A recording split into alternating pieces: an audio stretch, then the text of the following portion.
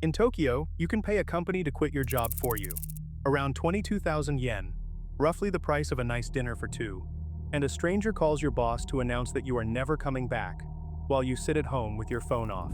One of these agencies became successful enough to advertise from trucks cruising through Shibuya. The strange part is the timing.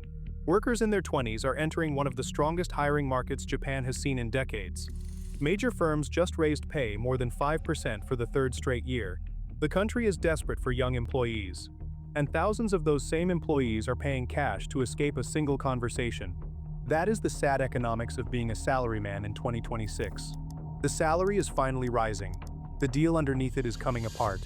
And to understand why, you need to see what that 22,000 yen actually buys. Part 1. 22,000 yen to say, I quit. The company is called Momuri. The name is a play on a Japanese phrase that means, roughly, I can't take this anymore. It launched in 2022, and the service works exactly the way it sounds. You pay the fee, 22,000 yen for full-time employees, 12,000 if you're part-time. A staff member contacts your employer, states that you are resigning, passes along your requests about unused leave, helps coordinate the return of your laptop and badge, and keeps you out of the direct conversation entirely. You never walk into that office again. You never have to look your boss in the eye. One of the people who made that call was a 25-year-old named Ida, worn down by long hours at a company where, he says, nobody took his concerns seriously. He paid a stranger to resign for him. Hold on to his name, because his story is not finished.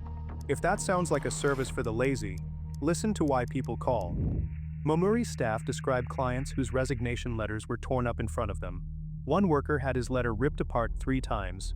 Others got down on the floor and bowed, begging to be released, and were still told no.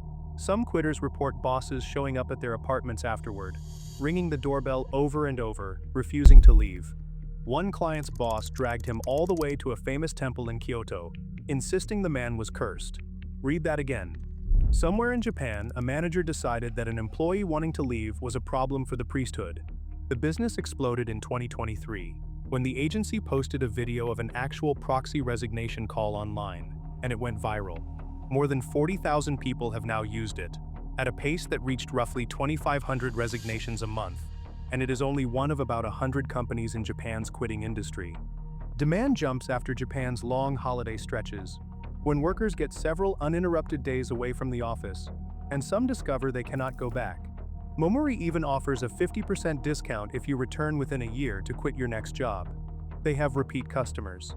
There are people in Tokyo with a punch card for quitting, and this has stopped being a fringe phenomenon.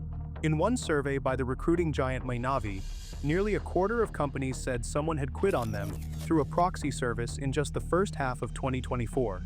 Managers reportedly cycle through confusion, then disbelief, then anger, hearing from a polite stranger that the young employee they saw yesterday will never appear again. And in the strangest twist of all, the people running this business say they wish it didn't exist. Momuri's own operations manager has said publicly that the company hopes resignation agencies disappear from society entirely, that people should be able to just tell their bosses themselves. She also said that, having heard her clients' stories, she doesn't expect that day to come anytime soon. And in 2026, the quitting company got its own brutal plot twist. Its founder and former president was arrested in February, along with his wife, and later indicted over allegations that the company took money for steering certain clients to lawyers, work that Japanese law reserves for the legally qualified. Momuri stopped taking new cases, changed leadership, and reopened in April under a new president and a rebuilt compliance system. The company stresses that the case is about those lawyer referrals, not about the basic act of telling an employer that somebody has resigned. Even the company built to make quitting simple discovered how complicated quitting can become. The clients are overwhelmingly in their 20s and 30s, which is where this stops being a quirky culture story and becomes an economic riddle. Because those are precisely the workers Japan is most desperate to keep. They are entering the tightest labor market in a generation, with employers actively bidding for them. On paper, they have more leverage than any young Japanese workers in living memory. So why would someone with that much power pay a stranger to help them run away? What exactly are they running from? And why was staying ever worth it? To answer that, you have to understand the deal every salaryman is offered on day one. It is one of the strangest compensation systems ever built. Part 2. The deal. Sell your youth cheaply. The traditional salaryman bargain works like this. A company hires you straight out of university, in bulk, every April, alongside hundreds of other 22-year-olds in identical dark suits. It trains you, rotates you, houses you in its hierarchy. In exchange, you accept something remarkable: being deliberately cheap. Your early salary does not reflect your output. It reflects your position in a queue.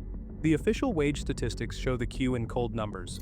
Workers in their early 20s average around 242,800 yen a month in scheduled pay. Workers in their late 50s average around 396,200. Among men, the gap stretches from roughly 245,700 to 445,600, close to double. Those figures compare different people at different ages, so no individual is guaranteed that ride. But the shape of the curve tells you what the system still rewards. And what it rewards is tenure. Economists call it deferred compensation. A blunter translation: you are paid to wait. Part of a young salaryman's salary was never in the envelope at all. It was a promise, redeemable decades later, that patience would convert into seniority, security, and a serious paycheck. The traditional route to doubling your salary in Japan has been brutally simple: get older at the same desk. And Japanese office workers, who understand this system better than any economist, turned its endgame into a running joke. There is an old slang term, Madogiwazoku, the window tribe. Senior employees who have been quietly sidelined, given a nice desk by the window and nothing meaningful to do, yet kept on the payroll at full seniority rates. Office humor upgraded the term for the digital age. A window seat veteran pulling down 20 million yen a year is called a Windows 2000. The remote work version, who stays home and does roughly nothing, is Windows 2000 Home Edition. And the young employee grinding through every day of the year to support them both? Office 365. Whoever coined that deserves some kind of prize, because it compresses the entire economics of seniority into 3 product names. The system can pay its most expensive people to sit by a window, while its cheapest people carry the building. Now the psychology of staying makes sense. Once you have invested 5 or 10 underpaid years in the queue, leaving means walking away from the payout right before it matures. In much of the West, workers are coached that switching companies is how you raise your price. The salaryman system wired the opposite incentive into the pay structure itself. Loyalty was never just a cultural value in Japan. For decades, it was the financially correct move. One catch though, and it's a big one. The promise was never offered to everyone. Women's wage curve runs dramatically flatter across a career, which tells you the famous bargain was drafted with a very specific employee in mind. Her patience has always bought less than his. So that's the deal. Cheap youth now, rewards later. But money is only the first thing the salaryman hands over. The second is stranger, and much harder to see on any payslip. Part 3. The hidden tax is time. Ask people who have worked inside traditional Japanese corporations what shocked them most, and they rarely start with the salary. They start with the meetings. An update that could have been an email becomes a slide deck. The deck requires a pre-meeting to prepare for the meeting. In the meeting itself, someone reads the slides aloud, word by word, to a room full of people who can all read. A decision that needed 30 minutes consumes an afternoon, then gets deferred anyway, sent back for further consideration, because no one in the room wants to be the person whose name is attached to a mistake. Proposals climb ladders of approval, floor by floor, gathering the little red Hanko seals of everyone senior enough to be consulted and junior enough to be blamed. Some documents collect so many stamps they look less like paperwork and more like passports. Consensus is sacred, responsibility is radioactive, and the safest thing any individual can do is agree that more discussion is needed. Then evening comes, and a second layer of theater begins. In plenty of offices, finishing your work does not mean leaving. Leaving before your boss reads as arrogance. Leaving on time reads as a lack of commitment. So people stay, visibly, performing effort, because presence is measurable and output is arguable. The cruelest version of this logic punishes competence itself. Finish your tasks efficiently, and you don't go home earlier, you simply receive more tasks. Or you sit there converting efficiency into idle hours. Anyone who has ever finished their work and stayed logged on because the boss's little green status dot was still glowing understands this machinery perfectly. Japan simply built more of its corporate culture and more of its compensation logic on top of it. Hold all of that in your head, and now look at one number. Japan's labor productivity, the economic value generated per working hour, ranks 28th out of 38 OECD countries. Dead last in the G7, at roughly $60 of output per hour. When viewers of Japanese work culture videos look this up, they tend to be stunned, because the national brand is precision and efficiency. The country that taught the world just-in-time manufacturing squeezes less value from an office hour than any of its rich world peers. But after sitting through that meeting about the meeting, is it really a mystery? The ranking stops being a paradox and becomes a receipt. And here the story takes a turn that most people outside Japan have not caught up with. The old stereotype says Japanese employees simply work the longest hours on Earth, and it is increasingly out of date. Overtime is now legally capped.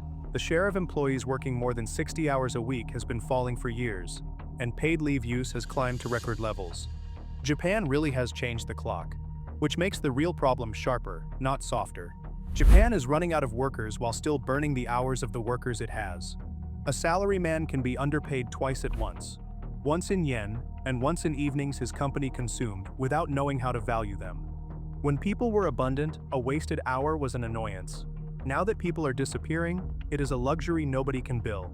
So the young salaryman sells his output cheap, then watches the hours get spent carelessly on top of it. Surely the paycheck at least arrives intact. Open it up, it gets worse. Part 4. Now open the pay slip. Because in Japan, the pay slip is where optimism goes to be itemized. Start with the good news, and in 2026, it is genuinely good. Among 205 big companies on the Tokyo Stock Exchange's top market tier, the average starting salary for a new graduate hit 265,708 yen a month this spring, and roughly 3/4 of those firms raised entry pay across the board. Best entry-level environment in decades. Our salaryman, 22, fresh suit, opens his first statement expecting to see that number become his life. Then the deductions begin. Health insurance and the pension take the biggest bites, well over a quarter of pay in combined total rates, though the employer shoulders roughly half of that. Employment insurance nibbles, income tax takes its cut, and from this year, a new child care support levy rides along inside the health insurance bill, collected from workers and companies to fund the national effort to make raising kids affordable. The first salary statement basically has a caste list, but the most dangerous item is one that isn't there yet. Resident tax, the local tax that funds his city, is billed on what you earned the previous calendar year. A new graduate earned almost nothing last year, so year 1 quietly flatters him. Then June of year 2 arrives, possibly alongside his first raise, and a fresh deduction appears, skimming every month until the following May, charging him for the year that already ended. The raise came, and the paycheck got tighter. Anyone who has watched a promotion evaporate inside a payroll statement knows how that moment tastes. And even the headline wage boom carries an asterisk the size of a supermarket. Yes, major companies settled this spring's negotiations above 5% for the third straight year. But that figure covers a few hundred large unionized corporations, and plenty of the small firms that employ most Japanese workers are straining to keep up. The raises also arrived late to their own party. Through 2025, inflation still outran paychecks, and only by mid-2026 was the money in real terms, what it actually buys, finally growing again. Japan has finally discovered wage growth. Unfortunately, prices got there first. You can see the scar tissue in behavior. That same June, households cut real spending by 3.3% year-on-year, even as working households' real incomes rose. Incomes finally beating inflation, and families still tightening. Years of shrinking purchasing power taught a whole country to treat every paycheck like it might be the last good one. So the money is squeezed, the hours are burned, the reward is deferred. Annoying, yes, but an economy can survive annoying. What it is struggling to survive is what all of this does to the human being inside the suit. Part 5. The body pays the difference. Japanese has a word that should not need to exist. Karoshi, death from overwork. It covers workers whose hearts and brains give out under the load, and workers driven to take their own lives by it. The word was coined decades ago, and you might assume that with overtime now capped and working hours falling, it describes a fading past. The government's own numbers say otherwise. In fiscal 2024, Japan approved 1,055 workers' compensation cases for mental disorders caused by work. a number that has been climbing year after year since 2019. Nearly 90 of those cases involved suicide or attempted suicide. On the physical side, more than 200 approved cases involve strokes and heart conditions, brought on by work, dozens of them fatal. The ministry says part of the rise reflects growing awareness, more people finally willing to file. That is probably true, and it is its own indictment. The suffering was there all along, unrecorded. Sit with the shape of that contradiction. The hours went down, and the psychological casualties went up anyway, because the pressure was never only about time. Think of the harassment cases the resignation agencies hear about, or the manager who tears up a resignation letter, or a workplace where admitting, "I need to stop," can feel more shameful than collapsing, where pushing yourself past the breaking point is quietly more respectable than asking for help. And beneath the medical statistics sits a quieter bill, one nobody ever files a compensation claim for. Hobbies disappear first, then dinners with friends, then the relationship that couldn't survive the schedule, and eventually the weekend stops being a life and becomes 2 days spent recovering enough to go back. The confession that lands hardest usually comes from people in their 40s and 50s. They gave the company their best decades, and only noticed the price when they tried to remember what they used to love doing. By then, the guitar is in a closet, and the friends have stopped calling. That, more than any salary figure, is what a man like Ida was buying his way out of. In Japan, the system deepens that erosion by design. School feeds the entrance exam, the exam feeds the university feeds the company, and the company then supplies the things a person might otherwise build for themselves: status, belonging, daily structure, a future rank, even the name you lead with when you introduce yourself. The business card does the talking, and the company does the being.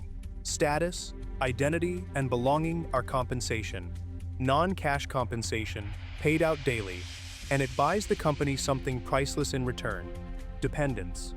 If your employer supplies who you are, then quitting stops feeling like changing jobs and starts feeling like deleting yourself. Now, the resignation agencies make complete sense. Workplace harassment, by the agency's own account, is the single most common reason clients call. Some clients are financially exposed by quitting and pay the fee anyway, because the money was never the hardest part. What they cannot face is the identity surgery, so they pay a professional to hold the scalpel. For decades, that dependence was simply the water Japanese workers swam in, and the deal, however heavy, held. Then the labor market itself began rewriting the terms. And this is where the story flips. Part 6. In 2026, the worker finally has leverage.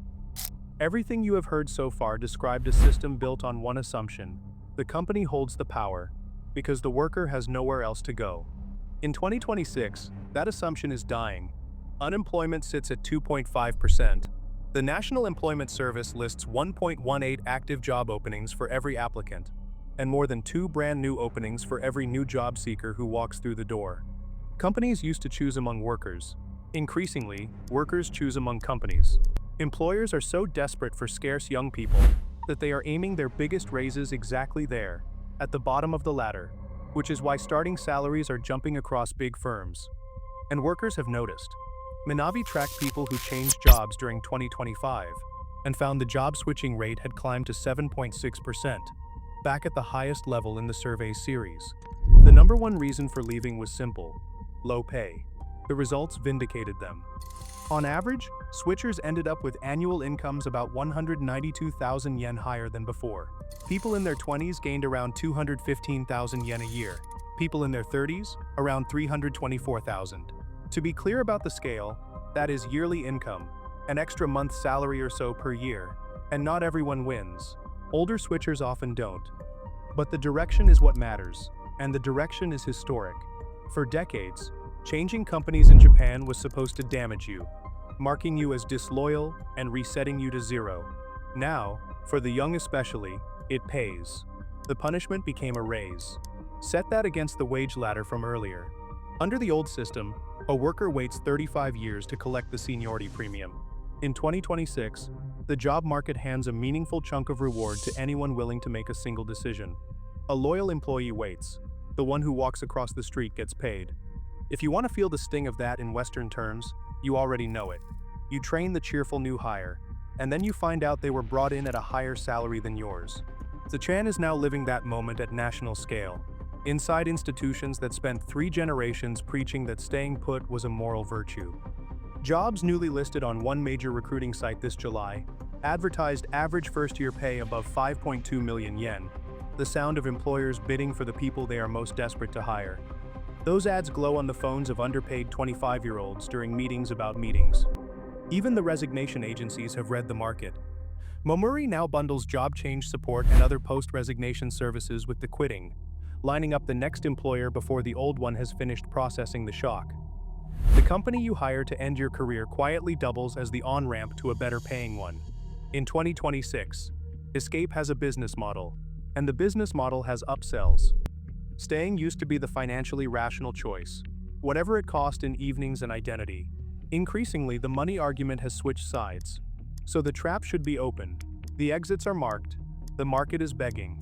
The raises are real. Then why does anyone still need to pay 22,000 yen to walk through an open door? Part 7. The Invisible Boss. Because the salaryman answers to 2 bosses, and only one of them appears on the organization chart. The second boss is the room. Japanese workplaces run on an unwritten skill called reading the air, sensing what everyone expects without anyone saying it. The air says you do not leave before your seniors. It says taking the paid vacation you are legally owed is fine, technically, but you will apologize for it on the way out, and feel the temperature drop when you return. And the air keeps a file on people who quit, labeled with one question: what will everyone think? Colleagues, parents, in-laws, the neighbors who notice you are home on a Tuesday. Leaving a respectable company is not processed as a career move. It can be processed as a small scandal. The predictable criticism is that proxy quitting proves today's young workers have gone soft. Notice what the complaint concedes though. It doesn't defend the old bargain's rewards, because those are evaporating. It defends the suffering, the idea that enduring a workplace you hate is itself the virtue. That is what remains when a deal dies and the discipline survives it. There is a practical fear underneath the social one. A salaryman who spent 10 years mastering one company's internal machinery, its approval stamps, its factions, its unwritten rules, can be haunted by the suspicion that his skills only work inside that one building, that he is an expert in a game nobody else plays, and the escape math is genuinely tight. Savings run thin when deductions, rent, and living costs eat most of each paycheck. Resident tax follows you out the door, billing you for months on a salary you no longer receive. Unemployment insurance exists, and he has paid into it faithfully, but it takes time and replaces only part of the money. Optionality is a cash product, and plenty of salarymen can't stock it. Now run the numbers on Momuri one more time. 22,000 yen to have a stranger absorb the manager's fury, the torn letter, the doorbell that keeps ringing. The fee was never really for the phone call, which any worker could legally make for free. It buys insulation from judgment, a professional, to stand between one exhausted human being and the entire disapproving room. Priced against what the room can do to a person, it may be the best deal in Japanese capitalism. The old system, though, has one more claim on the salaryman's paycheck, and this one he cannot outsource, because it comes from Japan itself. Part 8. Fewer salarymen, more Japan to pay for. Look at his payslip one final time, and this time read it as the country's ledger rather than his own. That 18.3% pension contribution, half paid by his employer, is keeping the largest retired generation in Japanese history alive. The health premiums finance Japan's universal health insurance system, and that new childcare contribution tucked into the insurance bill exists for a reason the government barely bothers to disguise. Japan is running out of children, and someone has to pay for the campaign to make having them affordable again. The someone is him. To be fair, none of this is theft. Those deductions buy him real health care, a real pension, a net if everything collapses, and by global standards, it is a generous bargain. But watch what his problem has become. It started as a private grievance. Why does so little of my salary reach me? It has grown into national arithmetic. How much of an aging country's future can be financed from a shrinking pile of monthly paychecks? Every wealthy nation with a falling birth rate is walking into that question. Fewer workers holding up more retirees, while care gets costlier every year. Japan is simply doing the math a decade or two ahead of everyone else. One payroll deduction at a time. Each salaryman who burns out, or walks out, or hires a proxy and vanishes, shifts a little more of Japan onto the paychecks that remain. To be precise about the threat, Changing employers doesn't remove a worker from Japan's payroll base. Burnout that pushes somebody out of paid work does, and the young worker who is never born never enters it at all. That is the pressure hiding behind the deductions. The salaryman's payslip has become Japan's demographic ledger, updated monthly. Japan has never needed its salarymen more, and the system built around them keeps giving them reasons to leave. What does he still owe them? Remember Ida, the 25-year-old who paid a stranger to make the call he couldn't face? He didn't vanish from working life, he changed sides. Today he works for Momuri, on the other end of that phone line, helping other people quit the jobs they cannot bring themselves to leave. He says the moment his own resignation went through, he felt pure relief. Now he delivers that moment to strangers, one call at a time. The old bargain, whatever its cruelties, was at least a real trade. The salaryman handed over his youth at a discount, his evenings, his one and only 20s. In return, the company promised security for life, a paycheck that grew on schedule, and an answer to the question of who he was. Harsh terms, but honest ones. Both sides paid. The sad economics of 2026 is that the obligations are outliving the guarantees. The deference is still expected, the meetings still devour the evenings, and the room still keeps its file on quitters.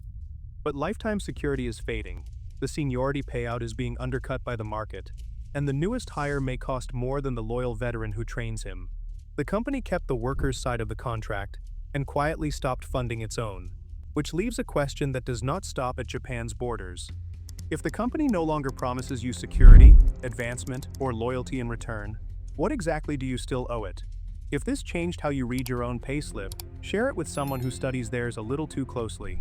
Japanese workers never stopped believing in work. The bargain that created the salaryman stopped adding up,